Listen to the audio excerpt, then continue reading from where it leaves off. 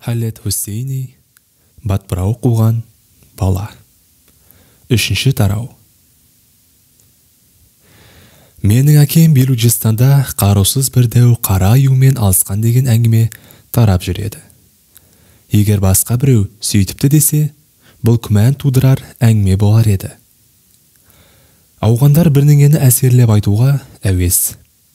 Сорына қарай, ол осы ұлттың ерекшелігіне айналып кетпесе игі еді. Мысалы, біреудің баласы шипагер еді деп мақтанса, ол бала кезінде орта мектепте оқып жүргенде ақ биология емтиханынан үздік өткен болып шыға береді. Ал әкем жөнінде әңгіме болса, оның растығына ешкім күдік келтірмейді. Егер оған сенбейтін біреу болса, әкемнің арқасындағы үш бірдей тыртық куә бола алады. Мен әкемнің аюмен алысқан сәтін қаншама рет ойладым десеңізші. Тіпті түсімде де көріп жатамын. Бірақ қайсы әкем, қайсы аю екенін айыра алмай аласұрып жатамын.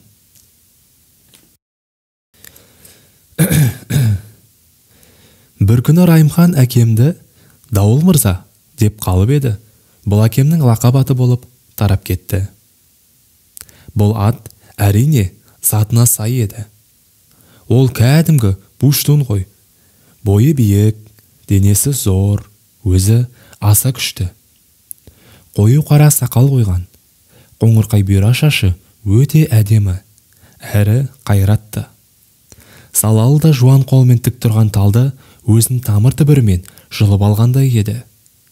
Райымханның сөзімен айтқанда, мөлдір қара көзімен тік қарайтын болса, оның алдында тюберінің өзі тізерлей кетер еді. Бойы 2 метрге таяйды. Дастархан басында болса, күннің күнбағысты өзіне қаратқандай, жұрт назарын бірден өзіне бұрып әкетеді. Тіпті ұйықтап жатқан кездің өзінде де көңіл аудартады. Мен үнемі құлағыма мақта тығып, басымды жамылғымен бүркеп алсам да, әкемнің машина гүріліндей болған күшті қорылы, екеуміз жатқан екі бөлменің ортасында қонақ бөлмесі бола тұрса да, содан өтіп маған жетіп жатады. Шешемнің онымен бір төсекте жатып, қалай ұйықтай алатынына таң қаламын.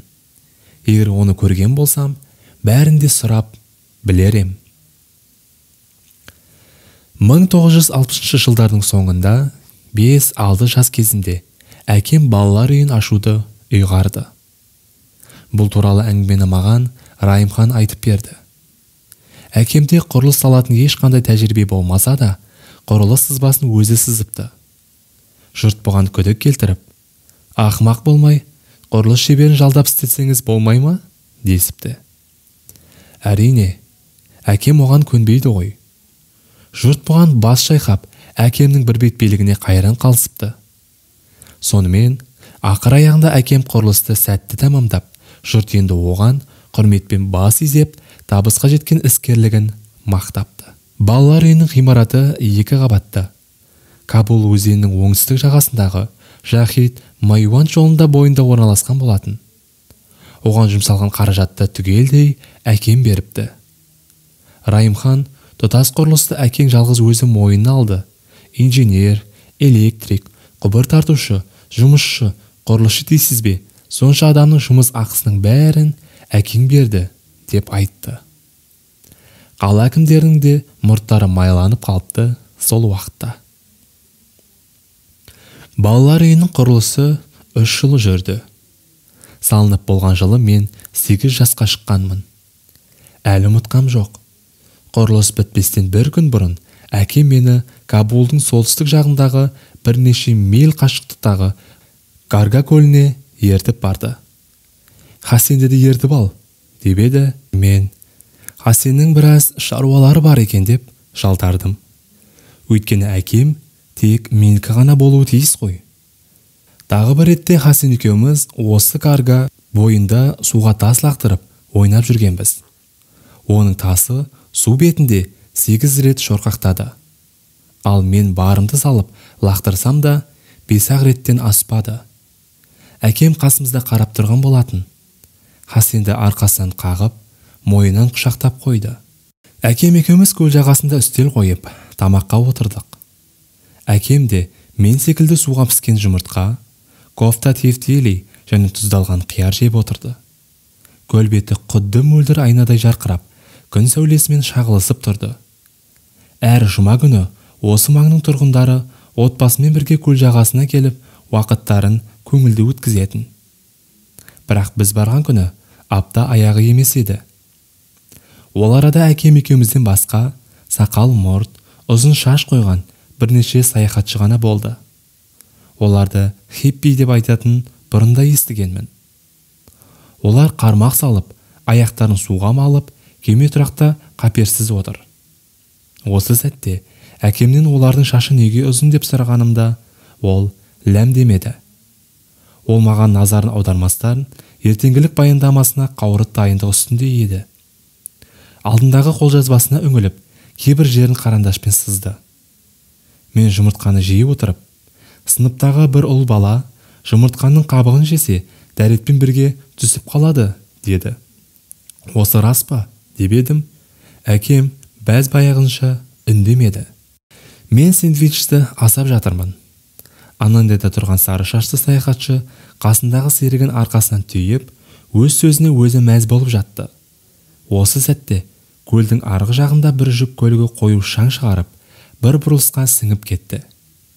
Көліктің артқы айнасы әуедегі алып күнге шағылысты. Мен жаман ауруға шалдыққан сияқтымын, дедім өз-өзіме. Сонда ғана әкем маған бет бұрды. Қолындағы қолжазбаны баяу бескен самал тербеп тұр. Ол кенет басын көтеріп маған, барып, ас содасы қосылған суыңды іш, деді жай ғана. Қалай болғанмен, менің осы сәтте қолымнан бар келетіні әкемнің көлігінің артқы сандығын ақтару ғана еді. Келесі күні балалар үйінің сырт жағына қонақтар көп жиналды. Келушілер аса көп болғандықтан орындық жетпей қалды. Көптеген адам балалар үйінің ашылу салтанатын тікесінен тік тұрып тамашалады. Дәл сол күні жел жарықтың өзі әуеніне басты. Жаңа ғимараттың қақпа алдында мінбе қойылып, ол жерге әкем отырды. Мен оның арт жағынан орын алдым. Әкем үстіне көкшіл костюм, басына тымақ киген. Баяндама жасап жатқанда тымағын жел ала қашып, іші пысқан жұрт күлкіге қарық болып жатты. Ол маған ымдап, жел ұшырған тымағын өзіне алдырды. Мен бұған қуандым. Өйткені жиылған көптің бәрі оның менің әкем екенін білді. Ол жаңа салынған балалар үйіне қарап тұрып, бұл құрылыс та менің тымағым сияқты жерге ұшып кетпесе екен деген тілектемін деп еді. Жұрт тағы да қыран топан күлкіге ерік берді.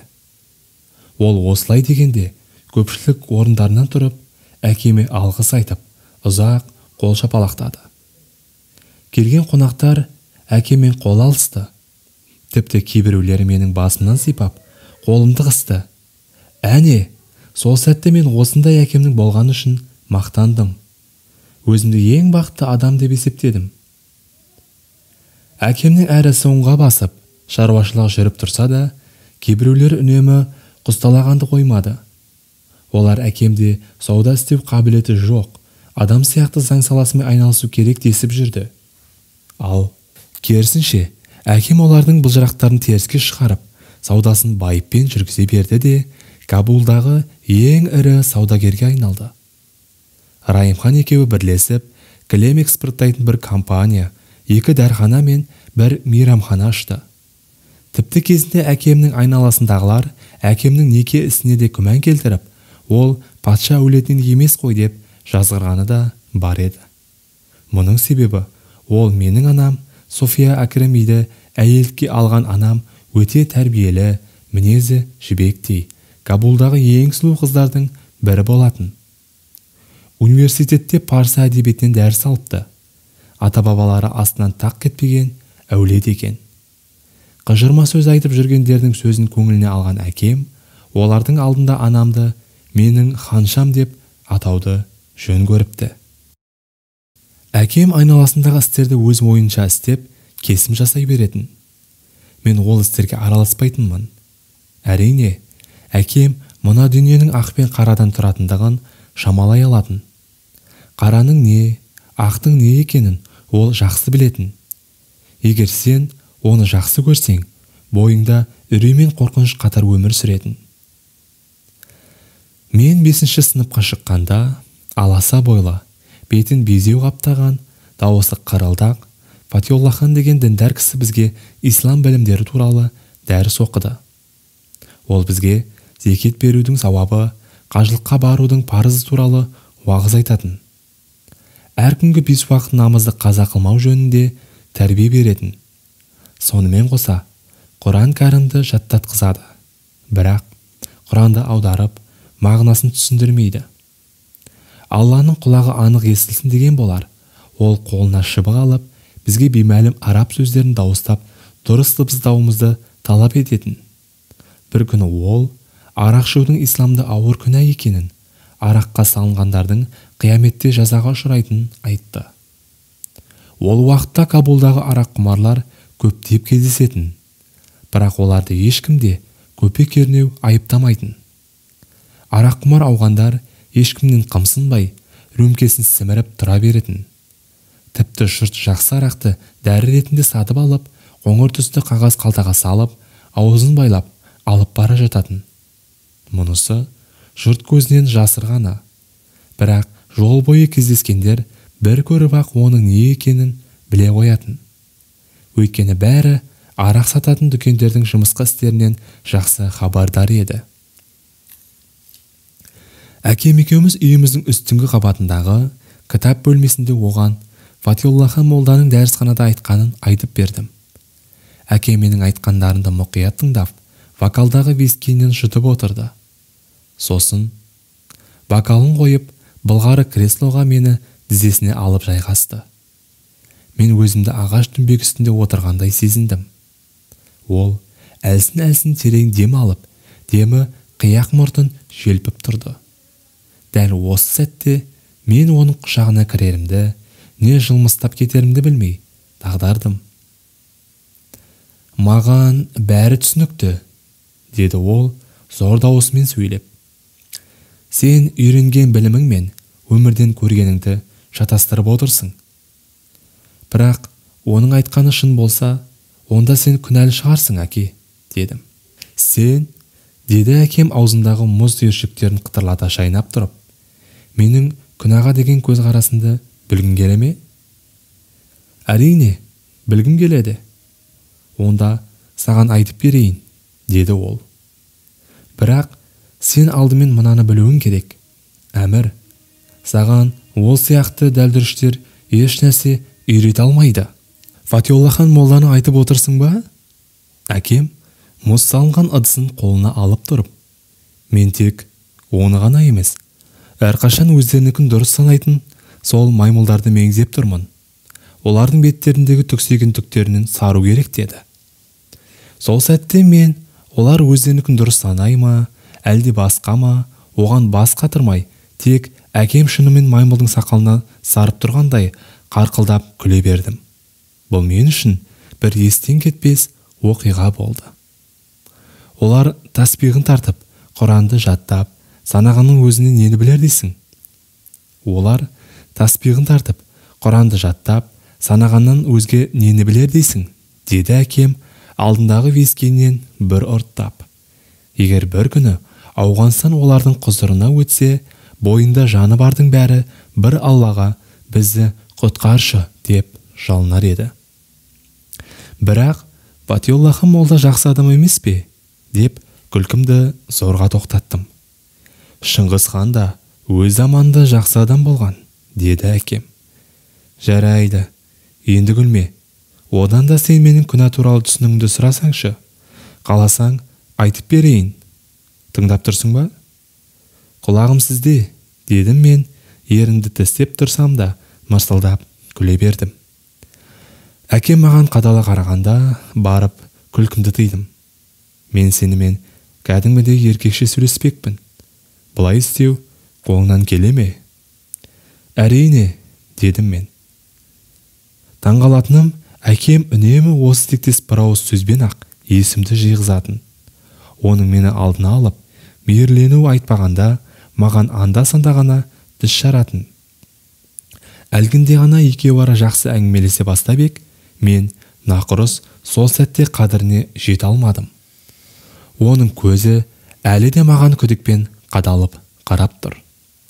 Жарайды, молда аузына келген айта берсін. Бірақ күнәнің бір ғана түрі бар, тек біреу ғана, деді әкем. Ол ұрлық. Басқа күнәлардың бәрі де соның өзгерген түрі. Енді түсіндің бе? Жоқ әке, дедім мен. Бұдан бұрын неге бұған бас қатырмадың, деші. Әттеген ай, бұл туралы білетін болсамшы. Ол тағы да менен сырт айналатын болды деп іштей мазасыздандым. Ол мезі боп күрсіне берді. Оның бұл қылығы менің жаныма батты. Себебі ол әдеттегі істерге бола қабақ шытатын адам емес еді. Әкем үйге әр күні ымыртта қайтатын. Ал мен кешкі асқа жалғыз өзім отыратынмын. Дәл осылай қанша рет қайталағанын анық білмеймін. Әкемнің құрылыс басында екенін білсем де, әлейден «Әкем қашан келеді? Әкем қайда?» деп сұрақштай беремін. Ал әкем ол жерге барып құрылыс барысын тексереді. Тіпті оның бұған қалай төзіп жүргенін ойлағанымда, сол балалар үйіне түсетін балаларды іштей жек көріп, ата-анасымен бірге неге жер қаппайды деп ойлайтынмын. Егер жазатайым біреуді өлтірсең, сол адамның өміріне қиянат жасағаның, тіпті оның жарына да зиян келтіріп, балаларын жетімсірткенің. Ал өтірік айтсаң, өзгелердің сол істің ақиқатын білу құқығынан айырғаның. Біреуді қасақана алдасаң, оның адалдыққа жету құқығын бұзғаның. Түсіндің бе? Деді әкем. Есінде қалғаны, әкем 6 жасқа шыққанда атамның үйіне түнде ұры түсіпті. Атам ел алдында беделді бір қазы екен. Қарағы атам үйіне түскен ұрыны байқап қалып, абдырап қалған қантбезер ұры атамды мауыздап өлтіріпті. Әкемді жетім қалдырыпты. Ертесі түске жақын жергілікті тұрғындар әлгі ұрыны ұстап әкеліпті. Ол Құндыз өлкесінен қаңғып келген естістоқтың біреуі екен. Сол күнгі екінті намазы басталардан 2 сағат бұрын әлгі ұры һәм жауызды тұрғындар емен аңғашына асып өлтіріпті. Бұл істі мен әкемнің аузынан емес, Райымханнан естідім. Әкемнің өміріне қатысты істерді үнемі сол кісіден естіп келемін. Әмір, мына дүниеде ұрлықтан асқан ауыр күнә болған емес, деді әкем. Егер кімде-кім басқалардың мүлкін алса, тіпті ол біреудің өмірі емес, бір үзім нан болса да, мен ол адамды кешіре алмаймын. Егер ол көшеде маған кезіге қалса, ұлы жаратушының өзі де оған араша түсе алмас еді. Түсіндің бе? Әкемнің ұрыларға деген осы көзқарасының менің санамда ізгілік пен қорқыныш сезімін ұялатқанын білдім де. Әлбетте, түсіндім, дедім. Әкем, Құдай бар болса, мен оның тек менің арақ ішкеніме көз қырын салмай-ақ, одан өзге маңызды істер істеуін өтінер едім. Бара бер, ұлым. Күнә туралы саған аз айтқан жоқпын. Енді арақ ішейін, деді. Мен оның лезде бокалын толтырып, арақ құйғанын көрдім. Енді қашан дәл бүгінгідей емен жарқын сөйлесер екеміз деген ой маған маза бермеді. Себебі бәрі бесенеден белгілі. Менің ойымша, туған әкем мені жек көреді. Оның бұлай істеуге қақысы бар. Қалай деген мен оның сүйген жарын көңілін қалған ханымын жазым еттім емес пе? Енді менің қолымнан келері, қалай деген менде әкеме ұқсауға қол ұшыну. Бірақ мен оған титтей де ұқсай алған жоқпын. Мектепте біз шеренге ойынын ойнайтынбыз. Бұлайша айтқанда бұл өлең айту жарысы еді. Парсы тілінен сабақ беретін мұғалім ортада тұрып ойынға жетекшілік етеді. Ойын ережесі бойынша сен бір шумақ өлең айтасың. Қарсыласыңның оған жауап қайтаруына 1 минут уақыт беріледі. Бірақ ол айтатын өлеңін сенің өлеңінің соңғы әріпінен бастауы керек. Осы ойын басталарда сыныптағылардың бәрі менімен бір топта болғысы келетін. Өйткені сол кездегі 11 жастағы мен атақты Омар Хайямның, Хафиздің 10 шақты өлеңін судыратып жатқа айтатынмын. Қала берді, Румидің Маснауи, Мағнауиін деп жаттап алғанмын. Бір рет ойында мен өз сыныбым атымнан осы ойынға қатысып, бәсекелестерімді жеңіп, жеңімпаз болғам. Сол күні кеште бұл жеңісім туралы әкеме айтып ем, ол жай ғана жақсы болыпты, дей салды. Қатал әкемнің маған бауыр етіне деген бейжайлығını алыстау үшін мен бақилық болған анамның қалған кітаптарды оқумен болдым. Әрине маған Хасен серік болды. Руми, Хафиз, Сағди, Виктор Гюго, Жюл Верн, Марк Твен, Ян Флеминг дегендердің шығармаларын бірінен соң бірін оқи бердім. Бұларды оқып болған соң, кісіні мезететін тарихи кітаптарға назар салмай, прозалық, поэзиялық кітаптарды оқыдым. Майда ақшаларымды кітап алуға жұмсадым. Кинотеатрдың қасындағы кітап дүкеніне апта сайын бас сұғып, жоқ дегенде бір кітаптан сатып алып жүрдім. Жиналған кітаптарым сөреге сыймағандықтан қағаз жәшігін ішіне салдым. Әрине, поэзияға құмар ақын жанды әйелге жар болу деген сөз өз алдына бір мәселе.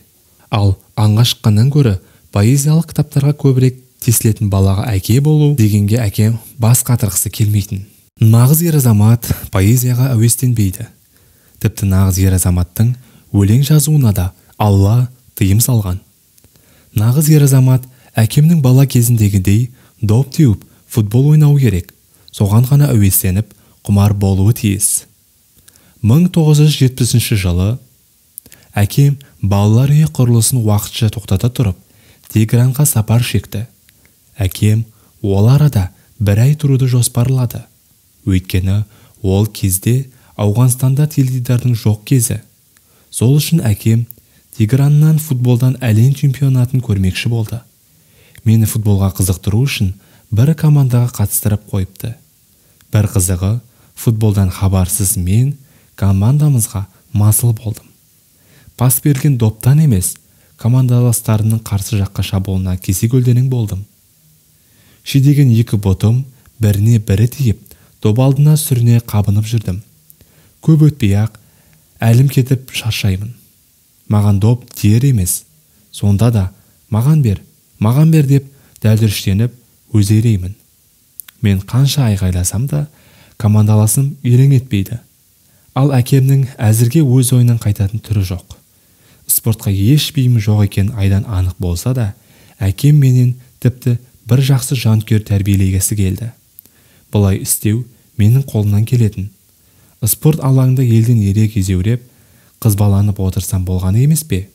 Осылайша мен әкемнің бірге Кабул мен Кандагар командасының әр ойыннан көрген сайын ынталы жанкүйер болып отыратын болдым. Біздің командамыздан бірер ойыншы сөгіс алған сайын төрешіні жездей қақтап отырмын. Бірақ әкем менің шын ынталы еместігімді іштей сезіп тұрып кешірді. Ұлының футболға қызықпайтынын айтпағанда, дені дұрыс жанкүйер де бола алмайтынына көз жеткізді. Бір жылы әкем мені көкпарға ертіп барғаны әлі есімде. Көкпар көктемнің алғашқы күні өтеді. Бұл ойынға ауғандардың бәрі дерліктей қызығады.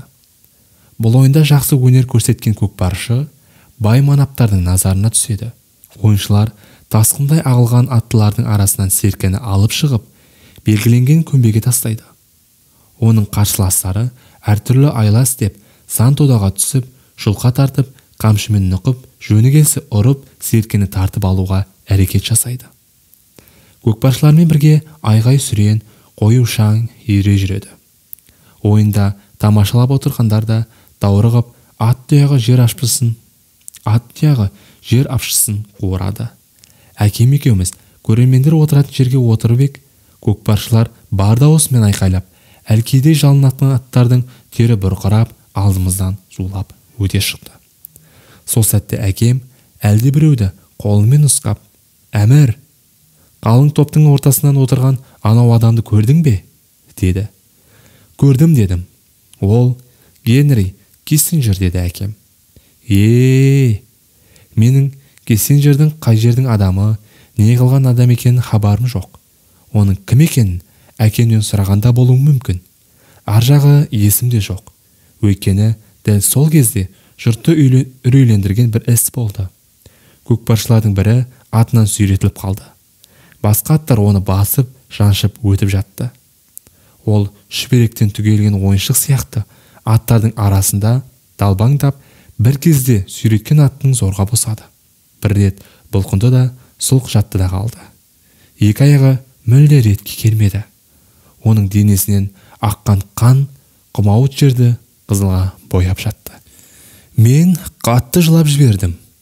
Қашан үйге жеткенше көз жасыма ерік бердім. Әкемнің рөлді бірде еркін жіберіп, бірде тежеп келе жатқаны есімде қалыпты. Ең маңыздысы, оның жол бойы тіс жармай, мені іштей жек көріп келе жатқанын оның бет-әлпеті айтып тұрды.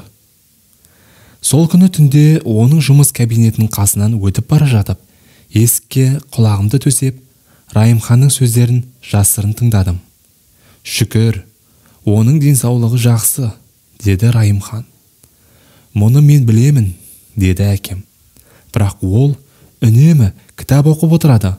Одан соң меңдуана жеген адам үй ішінде құрсылдері жүреді. Оның не әбестігі бар?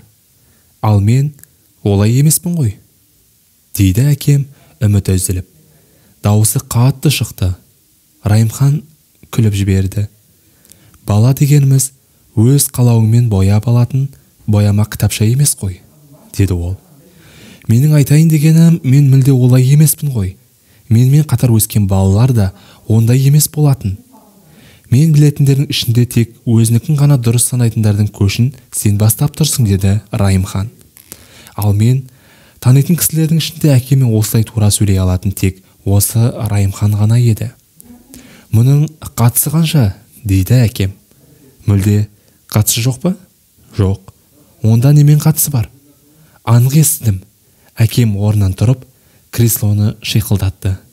Мен көзімді жұмып, есікке жақынырақ келіп, тыңдап тұрмын. Бәрін естігім келеді. Сәлден соң, ол ойымнан қайтып, ештеңені де естімесем бе екен, деймін. Әкем сөз бастап. Кейде мен терезеден сыртқа көз салғанымда, оның көрші балалармен ойнап жүргенін көремін. Олар менің ұлымды итергіштеп, қолындағы ойыншықтарын тартып алады. Тіпті оған қол жұмсайды. Сенің де қуышың сезіп тұр. Ол еш қарымта қайтармайды. Ешқашан олай істеген емес. Тек ұнжырғасы түсіп, төмен қарап, содан соң... Бұл оның қатыгез еместігін дәлелдейді ғой. Мен мұны айтып отырған жоқпын, Райымхан. Сен де білесің, оның бойында бірнеңе кемшіл, деді әкем зікіре дауыстап. Айтқаның орынды, оның бойында сұрқиялық жоқ. Өзін қорғаудың сұрқиялықпен еш қатысы жоқ. Бұл іс үнемі осылай жалғаса бере ме? Көрші балалар оны басынған сайын Хасен ғана араша түсіп, олардың әулесін басады. Мен мұны өз көзіммен көрдім. Ол екеуі қасыма келгенде мен одан Хасеннің беті неге жараланған деп сұрасам, ол жай ғана жығылып қалды дей салады. Менімше, оның бойында бірнеңе жетіспейді. Сен оның өз жолымен жүруіне мүмкіндік берсеңші, деді Райымхан сөзге араласып. Ол өз жолымен жүргенде қайда бармақ? Қазір өзін қорғай алмаған бала ержеткенде ештеңені де тындыра алмайды. Сен үнемі әр істі күрделі ойлайсың. Олай деуге келмес. Ұлың кейін байлығыңа ие бола алмай қала ма деп қорқасың. Сол үшін оған ашу шақырасың. Көрдің бе? Бұл істі кім әдеттегідей ойлап отыр. Бәрін уақыт шешеді. Ол екеуінің қарым-қатынастарын жақсы екенін білемін. Бұл мен үшін қуаныш. Тіпті қызғанып та қаламын. Бірақ көбірек қуанамын. Ол өзін біреудің түсінгенін қалайды. Алла менің оның түсіне алмайтынымды жақсы біледі. Бірақ ұлымның бойындағы кей әрекеттер мені мезі қылады. Не десем екен? Ол мүмкін... Ол аласыра іздеген сөзді мен жорамалдап болса да табамын. Әкемнің үні қырылдап шыққанымен бәрімен ап-анық естідім. оның аузынан акушер оны әйелімнің ішін жарып алғанын өз көзіммен көрмесем, оның менің ұлым екеніне күмәнданар едім деген сөз шықты. Келесі күні таңда Хасен маған таңғы асы келді. Ол менен әлденеге ашуланып отырсың ба деп сұрады. Оған қатулана қарап, саған мұның қатысы қанша деп зікідім. Әлгінде айтылған сұрқиялық туралы әңгімеге зер салсақ, шынымен де Райымхан қателескен екен. Құрметті тыңдарман, үздік шетел әдебиеті Халед Хуссейнидің батпырау қуған бала атты шығармасының 3-ші тарауын аяқтадық. Келесі тарау, яғни 4-ші тарау одан да қызық болар сөзсіз. Олай болса, лайк басып, каналға тіркеліп, пікір қалдырыңыз.